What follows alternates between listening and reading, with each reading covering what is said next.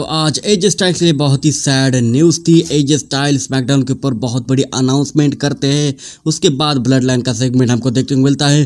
Kevin Owens ring के अंदर होते हैं। पॉल हेमन बोलते हैं कि तू ब्लड लाइन से बिल्कुल भी पंगे मत ले, ये पहली वाली ब्लड लाइन नहीं है दोस्त, ये रोमन रेस वाली ब्लड लाइन नहीं है, डेंजरस ये ब्लड लाइन बन चुकी है। सोलो सिक्वा इसका ट्राइबल चीफ है और यहाँ पर सोलो सिक्वा किसी के बारे में नहीं सोचता, उसको तोड़ मोड़ के मरोड़ के रख देता है।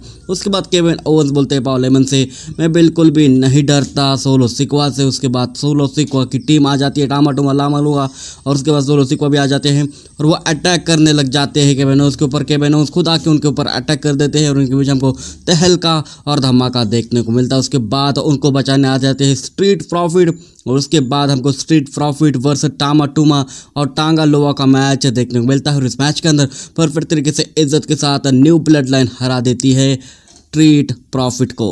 और देन उसके बाद एजे स्टाइल निकोल्डिस के ऑफिस में जाते हैं सूट वगैरह पहन के और वहाँ पर बोलते हैं कि मैं आज बहुत बड़ी चीज़ अनाउंस करने वाला हूँ। उसके बाद वो एलए नाइट से भी मिलते हैं। एलए नाइट भी उनको अप्रिशिएट करते हैं, जो भी तुम करने वाले हो वो तुम अच्छी तरीके से करना, मैं तुम्हारे साथ हूँ, ऐसा खुद एलए नाइट एजे स्टाइल को बोलते हैं। और देन उसके बाद एजे स्टाइल के बंदे यानी कि लुक गैलोज और कार्ल एंडरसन उनके साथ होते हैं और यहाँ पर वो बोलते हैं कि तुम्हारे बिना तो ये काम हो ही नहीं सकता, एजे स्टाइल ऐसा उनको बोलते हैं। उसके बाद एजे स्टाइल रिंग के अंदर होते हैं और यहाँ पर नोटिस करने वाली बात ये थी कि एजे स्टाइल का पुराना वाला थीम सॉन्ग उन्होंने बजाया, तो उसके बाद वो रिंग के अंदर आते हैं और वो बोलते हैं कि मैं अब बहुत ज़्यादा थक चुका हूँ, मैं कोडी रोज से हार चुका हूँ, उससे पहले मैं कई सारे मैचेस हार चुका हूँ डब्ल्यूडब्ल्यूई के अंदर, मुझे नहीं पता कि ये कैसा हो रहा है, लेकिन मुझे जब मैंने गौर से सोचा तो मैंने सोचा क्या मैं 20 साल से रेसलिंग कर रहा हूँ, अब मैं थक चुका हूँ पूरी तरीके से और अब मैं रिटायरमेंट लेने वाला हूँ। उसके बाद कार्ल एंडरसन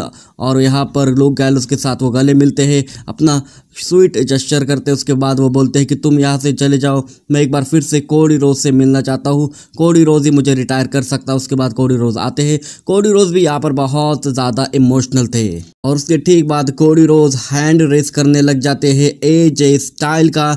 एजे स्टाइल भी बहुत ज़्यादा इमोशनल थे, लेकिन out of nowhere close line आती है एजे स्टाइल की तरफ से कोडी रोज के ऊपर और इतनी बुरी तरीके से हमला किया है एजे स्टाइल ने कोडी रोज के ऊपर, तोड़ मोड़ के मरोड़ कर रख दिया, पूरी तरीके से डिस्ट्रॉय कर दिया एजे स्टाइल को। उसके बाद वो स्टील स्पोर्ट्स के ऊपर ले जाते हैं कोडी रोज को, स्टाइल कैच उसके ऊपर से नीचे लगा देते हैं और यहाँ पर पूरी तरीके से डिस्ट्रॉय कर दिया है एजे स्टाइल ने अमेरिकन नाइटमेयर कोडी रोज को। यानी कि यहाँ पर एजे स्टाइल पूरी तरीके से झूठ बोल रहे थे, ना उनको रिटायरमेंट लेनी है, ना ही वो रिटायरमेंट लेना चाहते हैं, वो कंटिन्यू करना चाहते हैं डब्ल्यूडब्ल्यूई के अंदर और उनको एक और रीमैच चाहिए कोडी रोज के खिलाफ क्लैश एट द कासल के अंदर। और दोस्तों एक बार फिर से हमको फिनोमिनल वन एजे स्टाइल वर्सेस कोडी रोज का मैच अनडिस्प्यूटेड डब्ल्यूडब्ल्यूई चैंपियनशिप के लिए देखने को मिलेगा क्लैश एट द कासल के अंदर। और देखना ये जरूरी है कि इस मैच के अंदर कौन जीतता है, एजे स्टाइल या फिर कोडी रोज। तो दोस्तों ये वीडियो बस यही तक थी, ये कुछ था आज का स्मैकडाउन।